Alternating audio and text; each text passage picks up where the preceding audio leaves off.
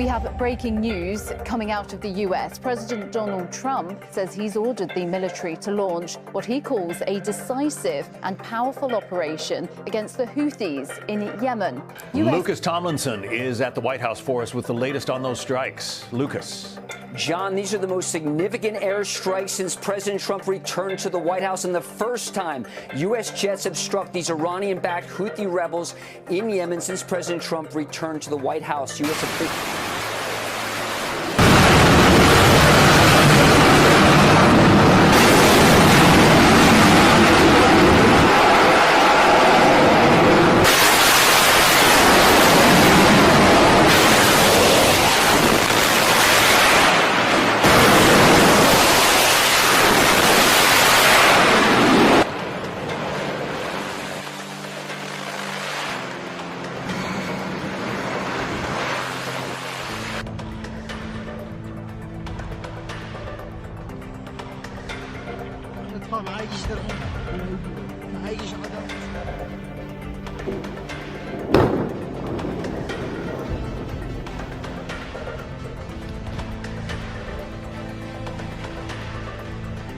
We begin with breaking news out of Washington, D.C., an announcement that is commanding global attention. President Donald Trump has ordered airstrikes against Houthi rebel forces in Yemen, marking a dramatic escalation in military action in the region. This breaking story comes as tensions have been rising over threats to global trade and freedom of navigation. Let's take a live look over the White House, where critical decisions are unfolding. Moments ago, President Trump shared this statement on his Truth Social account, and it reads, in part, "Today, I have ordered the United States military to launch decisive and powerful military action against the Houthi terrorists in Yemen. They have waged an unrelenting campaign of piracy, violence, and terrorism against American and other ships, aircraft, and drones." The statement goes on to strongly criticize the previous administration's handling of these growing threats, calling President Biden's actions pathetically weak. According to President Trump, unrestrained hostile actions by the Houthi forces have disrupted vital global shipping routes, particularly in the Red Sea, the Suez Canal, and the Gulf of Aden.